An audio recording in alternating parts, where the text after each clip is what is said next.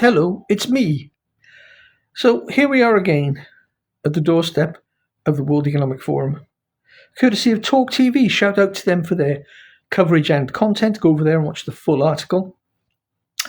Apparently, everybody's favourite wannabe Gandalf, Klaus Schwab, is being ousted. So let's have a listen, shall we? His downfall has been described as dizzying. We're talking about the King of Davos, the world's globalist-in-chief, Klaus Schwab. The King of Davos. Yeah. Who, of course, ran the World Economic Forum for 55 years. 55 years, and he's 87. 87 years old. If ever you're wondering what it takes to affect real change on the planet, 55 years as the head of an organization, growing in power over the decades, and that's what it takes. My personal feeling from the things that I see online, must be true then, is that the World Economic Forum are not a force for good. And along with individuals, such as Bill Gates, WHO, is it BlackRock? Blackwater? Who knows? There's lots of black going around, and it's not good. There seems to be a very low vibration here on the planet, and it's because of these people and organizations doing what they want to do at the expense of everybody else. In spectacular style, accused of inappropriate behaviour towards women, allegedly shoving his crotch into a female staffer's face. He's also accused of splitting $50 million on a luxury villa, and he ran up £836,000 in expenses that were not sufficiently linked to WEF activities. In other words, he's accused of misusing funds and more than the organisation is misusing the funds for out after more than half to the detriment of everybody. He denies all these charges, but he's gone. Right, so he's gone. Nothing. Here's what I think. I think he's gone because he's become too public. World Economic Forum, like the World Health Organization, are very influential organizations who move and shake around the world. They get things done. They appear to have farmed young political figures and upcoming figures across the planet, shepherded them through their careers, and now placed them into positions of power. Just look across the planet, do your own research, and come to your own conclusions. So he's become too public. The kind of machinations that the WEF, WHO, et al. Undertake are best undertaken in some secrecy, behind closed doors. And as I said, now everybody knows Klaus Schwab. So the WEF have been effectively exposed, even though they weren't technically hiding. I mean, who of us really pays attention to these bureaucratic institutions, across the planet? Nobody really cares. Nobody wants to care. It's bureaucracy, for God's sakes. But he's become too public, and now he's no longer useful. So he's out. Regardless of the charges, he's out. And who have they gotten to replace him? Well, the person that I had heard muted was that, and I do apologize, I can't remember his name, do look him up. He was the chap who was the head of Nestle, or is the head of Nestle, who had the audacity, in my opinion, to say that water is not a human right. intimating or indicating that everybody should have to pay for water.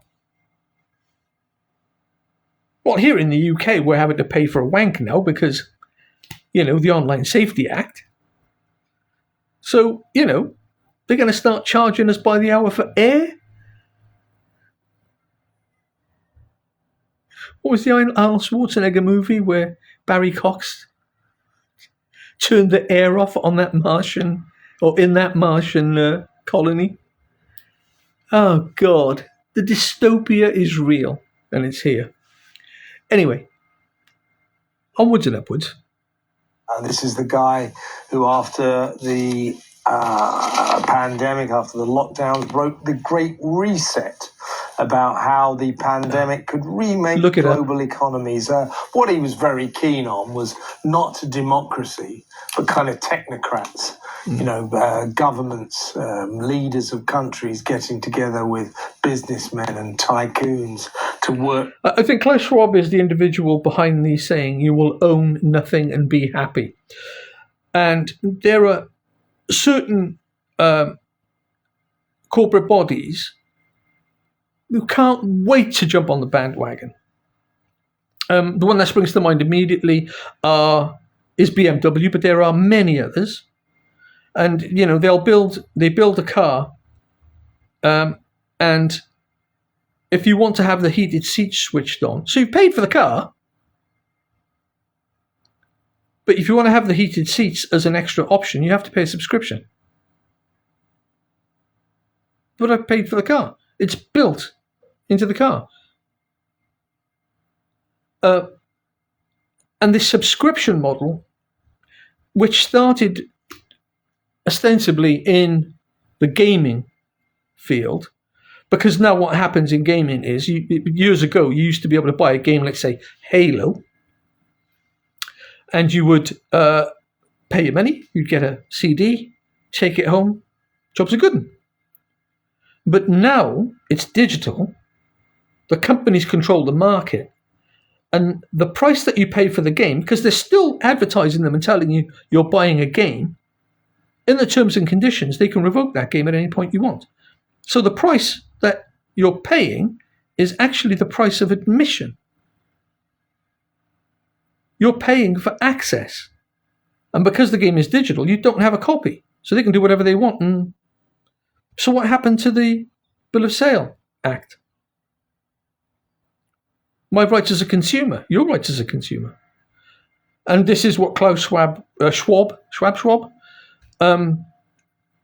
he said, people, the owners of Ubisoft, a French company, great games, Assassin's Creed, they've fallen off a bit over the last few years, but they used to make great games, said customers should be comfortable with not owning their games. Well, that'd be great, but you're still charging us for them. So yeah, you'll own nothing and be happy, apparently. And nobody's happy about not owning anything whilst having to still pay for it. Things out to the advantage of the elite and those of us plebs casting our votes in our little democratic countries, we didn't really matter. What mattered to him were all the people who flew in on private jets to his ludicrous annual conflab. Yeah, because Keir Starmer, when he was asked by Emily Maitlis, Davos, but he's gone. Houses of Parliament, let's talk or Davos, and he actually said Davos. James Melville. Hi, James.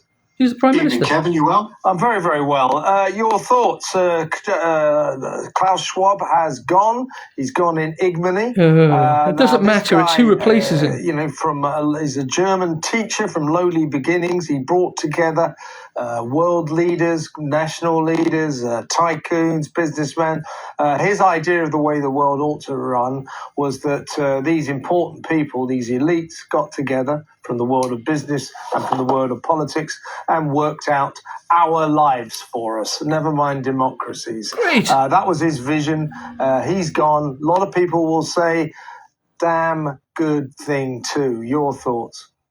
Yeah, this is one of the big problems that's been creeping around, particularly since COVID. where there's a certain element of diktat and rule and agendas from these technocratic global institutions.